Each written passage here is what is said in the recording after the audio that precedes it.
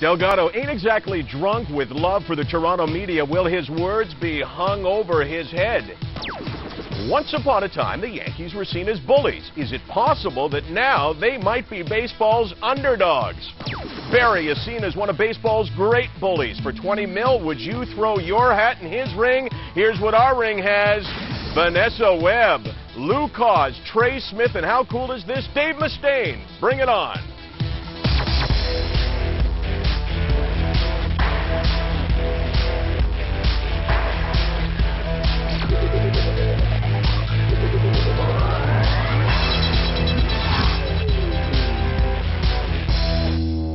Off the Record with Michael Landsberg is brought to you by the Keg Steakhouse and Bar. For great steaks, good friends, see you tonight. To everybody who's watching this show, you have half an hour to figure out where you will find a panel like this anywhere else in Canada, with the possible exception, of course, of hockey's, That's Hockey's Friday panel, right? Great to welcome one of the greatest tennis players in this country. She's bouncing back from an injury. She's number 2 in this country right now, but as far as this show is concerned, number 1, beautiful and talented Vanessa Webb. Nice to see you, Vanessa. Dave Mustaine, I can safely say that heavy metal would not be the same without you. You are a heavy metal god to a lot of us. You are the lead singer of Megadeth. You're appearing tonight in the Cool House in Toronto. And I'm happy to say you're back on the show. Good to see you. Yeah, you too. Thank you. Lou Cause said, put me on with Mustaine. He has been debating this issue his whole life. Is it Sweating Bullets or Symphony of Destruction that's his favorite song? We'll ask him that question later on. Just happens to be the most knowledgeable baseball guy in this country. Great to welcome Lou Cause back to the show. And Tre Smith, I love the show, and I'm glad that you're here. We've been negotiating this for a long time. The star of The Lofters on UATV. Good to see you, Tre. Thanks. Good to be here. Today on the show, getting in to see the Yanks may be harder than just trying to get tickets. Will Barry be a Yank next year? Who else can afford a $20 million role player? And when men fight over earrings, they usually belong to women. But then baseball's always been very progressive, right? But first, the dirtiest word in the Blue Jay organization appears to be leader. From Paul Godfrey to Martinez to the fan in the 500-level seats, the feeling is that this team lacked leadership. And because Carlos Delgado is Toronto's best and highest-paid player, people are pointing their fingers right at him. He fought back yesterday at those who criticized him for not doing more. He says, quote, "I'm not a policeman. Those days are long gone. Unfortunately, some people didn't do their job like they're supposed to do it. I mean, it's easy to blame one guy," unquote. Is Carlos responsible for the play of his teammates? Well, I think most definitely Carlos, if next year he's going to be paid $20 million to play, he's going to have to step up and take some sort of leadership role. He definitely is not necessarily responsible for other people's performance, stuff like that, but he is responsible for his. And if he's going to be a leader next year and get the most press coverage, then he's going to have something to say. Trey, I got to say right now that Gordash, who's now gone, he signed Carlos Delgado to the big contract. He knew whether he was getting a leader or not. I think any ball club that tries to get ahead, I mean, is Barry Bonds a leader?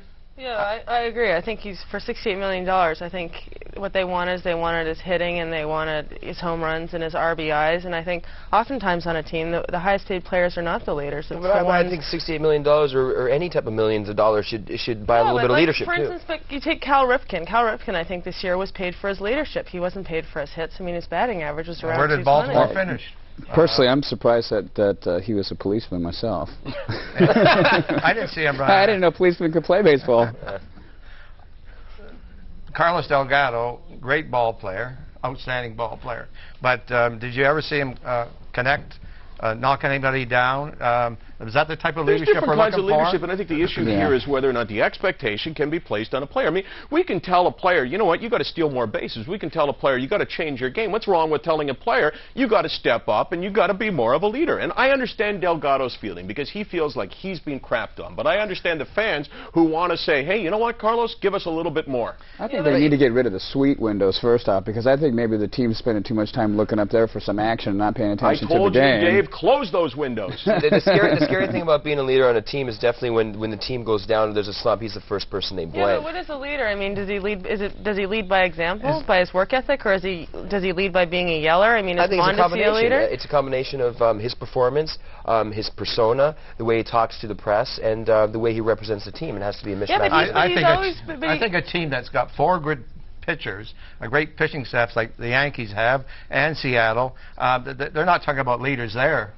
You're probably right. I want to read you another part of the quote from Carlos Delgado. He ripped into two writers in particular, one from the Sun, one from the Star, and later on he said, referring to no one in particular, quote, "I have enough self-confidence and self-esteem not to let some drunk that doesn't know the game ruin my career," unquote. Now, I respect that. I think if you fire shots at a player, he has the right to fire back. What do you guys think? I agree 100%. Now, living in the loft in a reality TV show, there are people ripping and taking shots at me left, right, and center. And sometimes I weather it and I don't say nothing. Sometimes I fire right back twice as hard. So I want to tell you something. Covering baseball, I was covering baseball back when the old Toronto Maple Leafs played down at the Fleet Street Flats down in 1960-61.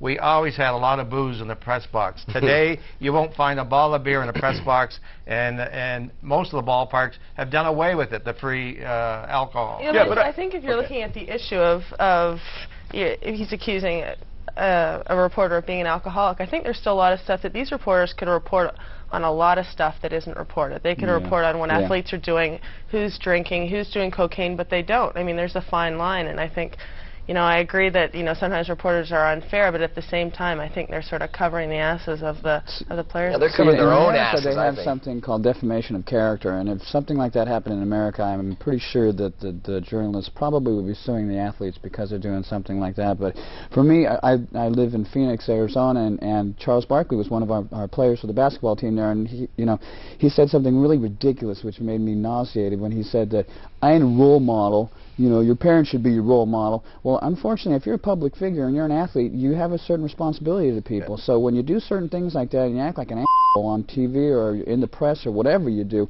young kids that aspire to grow up to be athletes, no matter what kind of sport it is, they look at you and But don't you think, Dave, that a guy has the right to fire back? I mean, Delgado feels as though he was wrong. He says people criticized him. Yeah, but he made a personal thing. But he didn't. He personally attacked two writers. How does he know he's but wrong? But he didn't Jeff Baker point out specifically that he thought two writers in particular were alcoholics. He was just referring to people in the media, and he was referring to them as drunks. I've had people talk a lot of crap about me too, Michael. Believe me. You ever fire back? Yeah, I do. But you know what? I've never really crossed the line and gotten personal with people and said stuff like, you know, he's a drunk or something like that. And, you know, I think what's happening is that he's just, you know, he's under a lot of pressure right now because the team didn't have a good year, and he's taking the fall for it because he's got the highest salary. And look at naturally, Delgado's last week of the season. Did he have a home run? No. Did he not get any runs? No. If you don't see him on ESPN, it doesn't matter. Guys, hold on to those thoughts. Do you agree with Carlos Delgado's attack on the media? He says there's drunks out there who don't know Jack Daniels about him or baseball. TSN.ca/OTR to cast your vote. We'll be back with lots more when OTR returns. Off the Record with Michael Landsberg is brought to you by the Keg Steakhouse and Bar. For great steaks, good friends. See you tonight.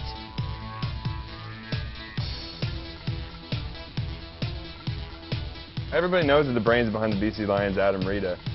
Go back to motivating. Sure, Greg Mons is a great motivator, but the guy who got the players there is Adam Rita, and just as, you know, it wasn't working, they got rid of that guy, like pulled the puppet strings, kind of like the producer does here. They put a new guy in, and they're winning. It's obvious.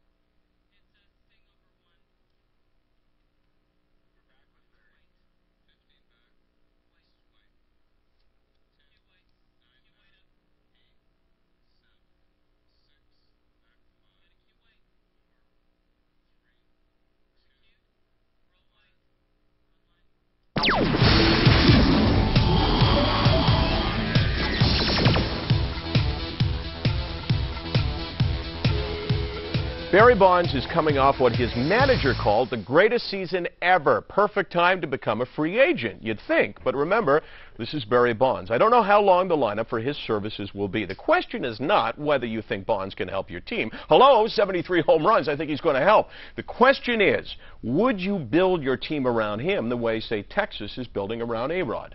No, I wouldn't. I mean, you're paying him a lot of money, and you're getting a good ball player, but at the same time, you're getting a guy who has his own PR guy, his own therapist, his own masseuse. He's doing his own thing, and I think, you know, if he's getting that much money, he needs to be a force, needs to help with the chemistry as well. Why would you, I think that's a poor example you're setting there, Michael, with A-Rod in Texas. I want to tell you one thing. A-Rod took a third-place Texas or second-place Texas team into last place in the American League West.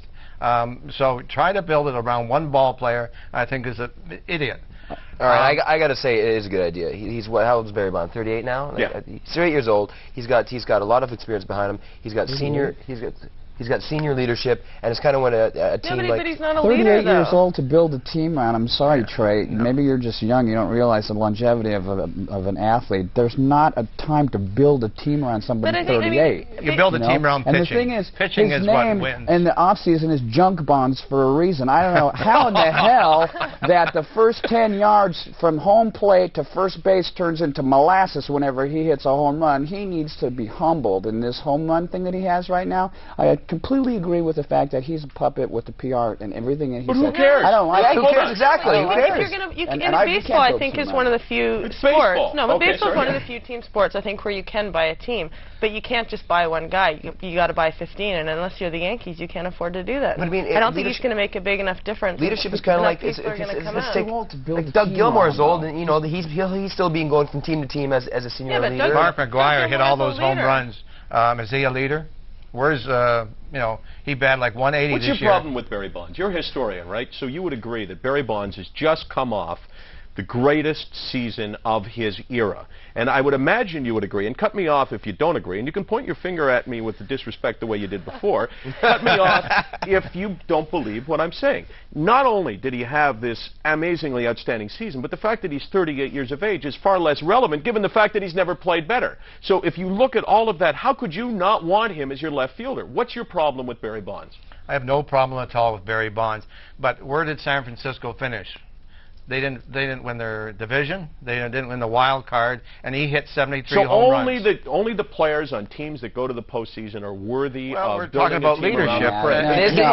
There's no good leaders on teams that don't building make a good team is about trying to get those free agents and good players. It's putting together 25 guys who can win. All I know is I have one thing to say.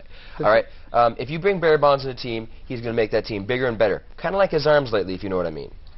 Did I say that? Honestly, Does Mark McGwire look a little bit thinner this year than he did here? All right, let's not get into rampant speculation about drug use, because I got some stuff on you, Lou, because you bulked up since the last time you did the show. My point is, there's a famous tape about Barry Bonds getting in Jim Leyland's face when he was a Pirate. Right. And I absolutely lost all respect for him as a player. And, again, it comes back to, if you're playing the game, it is a game, and he's one of the most selfish players in baseball. Absolutely selfish. What about last year when it was between him and Jeff Kent, I think, for the NL MVP, and he phoned the day before and he wanted to know who won, because if he'd lost to his teammate, he wanted to get out of town. Okay, so let's agree that the guy's a dink. Sosa hits a home run and he's like a kangaroo the first 10 steps. McGwire hits a home run and he runs. Every other player, I mean, this is I don't know if I can stand up, but this is Bonds.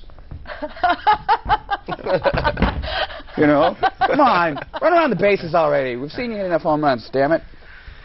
He has a style. He's one of the great stylers. If you're talking about the anti-Barry Bonds, the anti-Barry Bonds would be a guy like Curtis Joseph. Plays goal for the Toronto Maple Leafs. Everybody loves Cujo. Everybody loves his attitude day in and day out. But he's a guy who, in my mind, and I said this on the show yesterday, and a lot of people went, you can't say that. I said, I think he's on the downside of a wonderful career. Is he worth the $9 million right now that he wants, or would you pay him the $7 million that the Leafs are offering? Well, it's like whenever you go into a negotiation, you bid high, they want high, you go low, and then you meet somewhere in between. But I think that to say that Cujo's on the downside, I think he might be on the way down over the 50% hump, but I think coming down from an amazing career to a little lower level of good is still a good freaking player, you know what I mean? Yeah, but how valuable is he to the Leafs? I mean, these days. He's valuable.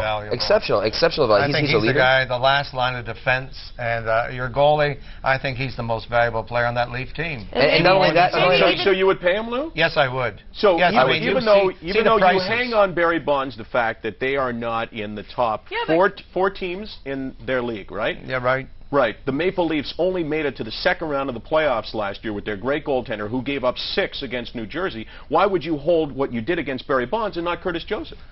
No, well, Barry. I don't know. You got to incentivize his clause. I'm mad because I figure You got to incentivize his clause. Give him the $9 million and take $100 grand away for every goal he gets scored in the playoffs. Hey, watch it, Dave, because I think I saw some moonwalker there. That's Bond walking, you were scaring baby. me there.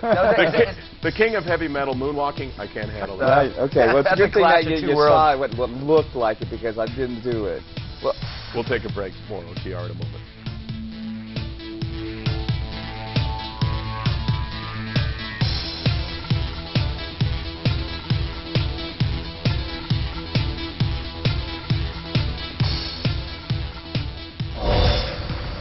Off the Record with Michael Landsberg is brought to you by Coke. Enjoy. And by Edge Pro Gel. Save your skin.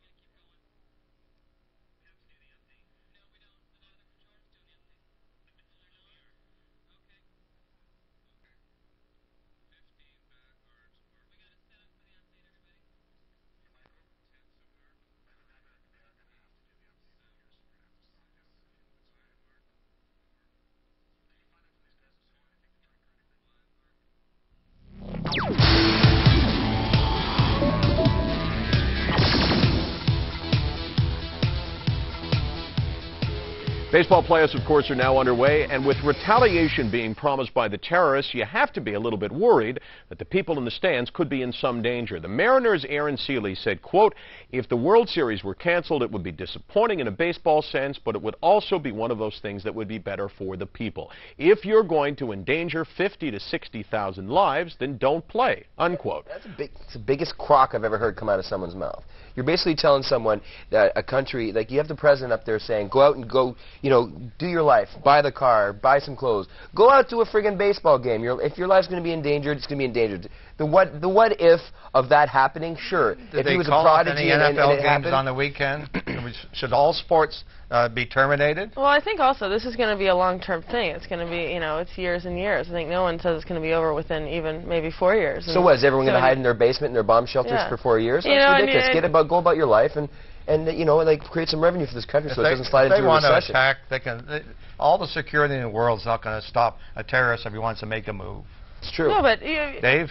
I mean, my opinion on this is that I think that him saying that we're endangering people's lives by going to baseball games is asinine, because, I mean, it's more dangerous being Mike Piazza playing against the Yankees and Roger Clemens pitching than it is going to a baseball game right now with all this terrorist action going on. And being a pacifist right now is just inviting more aggression. It just is. When you say don't retaliate for somebody being aggressors towards you, all you're doing is just saying, jump on, come get more. Yeah, they're also trying to bring down North American society and specifically U.S. society, and you know Bin Laden doesn't like big sporting events. I mean, if you go to a sporting event, you have to show God is great, or else you can't be there at all. One thing I want to say right now, real quick too. I want to say one thing, and this is like an American thing. I want to thank the Canadians for going to war with us. I saw that today, and I don't mean to ruin the show. I just want to thank the Canadian people very much. I appreciate that very, very much. The security at all sporting events, I think, is being beefed up because of the possibility.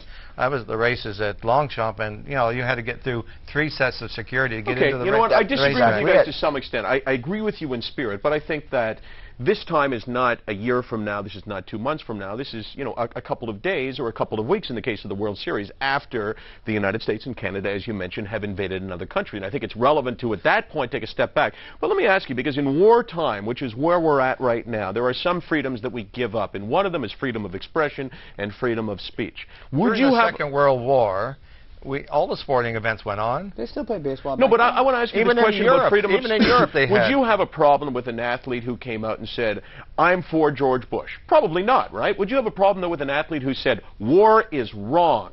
I'm standing up here with my profile and I'm saying we should not be invading Afghanistan. Would you have a problem with that? I would not really have a problem with it. I think if you have a negative opinion to say, I think maybe you should keep to yourself.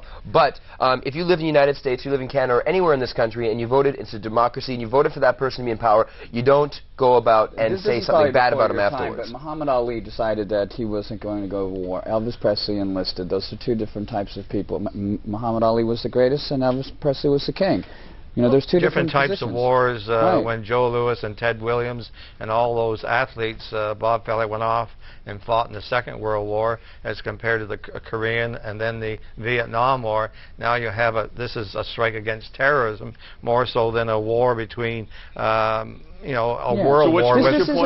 Terrorism is a key word. This isn't a war. This is terrorism. Yeah, it's a cowardly fight. They don't have uniforms. We can't see what they look like. We can't go up and get them because we know who they are. Come on, the U.S. intelligence know who they are and what they're doing and where they are. I mean, they bombed their personal residence yesterday or today too. I Glad I don't think that you can censor them, but I think in a sense you don't want to put them on the air. I mean, I don't think it is right. Isn't that dangerous though? Like if I'm the editor, if I'm deciding, because you phrased it in an interesting way, Trey. You said, well, you know, if they have a negative opinion, well, a negative opinion has to relate to someone's opinion to begin with, and to you, the negative opinion is don't go to war, but to others, they may see it a different way. So it all depends on what perspective you bring it from. Well, no, what you said was that you disagree with the American government. He didn't say, I have an opinion and I think we should not go to war. He said, I disagree with the person I voted for to be in office, ways handling my country and our country. We all started out with Aaron Seeley saying he's against it, and somebody says he's a wimp. Well, you know, everybody's entitled to their opinion. That's his opinion. What's the nature of the question? The nature of the question is back to about sporting events, right? Well, you're going to give an answer? Hold on to it. We'll let the drama build. You'll have to wait to find out what Dave Mustaine has to say. Meanwhile, we got this response today. Landsberg, your theory that Cujo is on the downside is a lot like your collection of sweaters. Ridiculous. Cujo is considered top 3, yet is only paid top 10 money. Is anyone going to defend me? I haven't seen your sweaters, so I don't know. Well, if it's going on that sweater, I might have to agree with the viewer. I think Cujo's. Give him the money. What they're charging for Let's tickets go to break. down at the Be back in a ACC. moment. I'm not out there playing hockey. I don't know what it's like to be hit or to miss a goal or stuff like that. But aren't there certain elements of a mental game where you get people fired up? It's like Deion Sanders. I remember he went into the locker room and said, I don't want to play with a bunch of losers. Well, then they went out and won.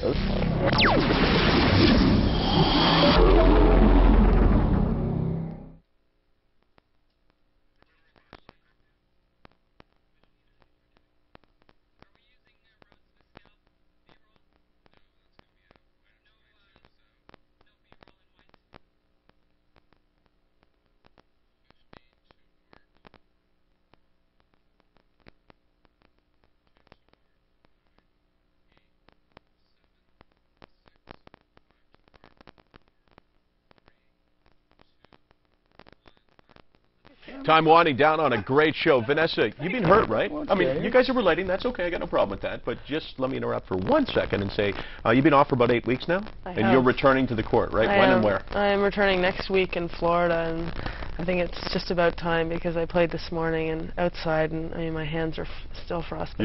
You're ready to kick some American ass, right? Yeah, well, just say that just to inflame the Man City. Yeah, I think we got to be a little careful these days. Yeah. Dave, always a pleasure having you on the show. It's a ton of fun, and it's so ironic, interesting to watch you on stage and then see you here because you're a totally different guy. Yeah. You're at the Cool House tonight, right? Think so. Yeah. Well, I know so because me and my buddies are going. Oh, good. And so you're going to be on stage about 9:15. Yeah, we've got a very small piano for you up there too. Because I just told you the piano story. No, but you're appearing on stage at about 9:15, 9:30, and tickets available at Ticketmaster and The Door. Cool House. You get to see Megadeth, and you can hear more from this guy talking sports and other stuff. The goods on our website. Nice to see you, man. You too. Congratulations on the album. Hope you come back every time you're in Toronto. I will. Luke Hawes, don't come back every time you're in Toronto because that would be every day. So you didn't give me your favorite Megadeth song, but that's okay. What's going on? What the hell is that? Canadian Horse Racing Hall of Fame.com. Okay, what's up with you? We have the induction of legends next Friday, a wine and cheese reception, and there will be a bit of alcohol at it. Hopefully don't influence anybody. However, sure, a lot of Canadian riders will be heading there. That's right. Gain 11-1 at the Woodbine Racetrack. It's always great having you on the show. Thank you, Michael. Trey, loved having you on the show. I'm glad you're here. Yeah, what's going on with you and the Lofters? Yeah, I've been wanting to come on for a while. Exactly. Well, there's a reason why we locked the door. What's going on with you? I'm about to finish up. 2 months left in the Lofters show. Where I'm on my downside. Does that mean I'm disposable now too? I guess so. because it's going to end. But our time slot just changed from 9:30 to 8:30, 5 days a week, and it repeats on the same times on the Life Network. So watch the Loftus Show and log on to www.uatv.com if you want to snoop and watch me naked or anything like that. Okay, well, let's take a little vote. Do you want to see him naked? I say no. No. Lou, do you want to see him naked? Again? Absolutely. Okay. And Vanessa, you don't even have to answer that. But I got to say, way too much fun. Every day we do this. Off the Record with Michael Landsberg is brought to you by the Keg Steakhouse and Bar. For great steaks, good friends, see you tonight. Michael Landsberg's wardrobe supplied by Grafton & Company. Get it at Grafton.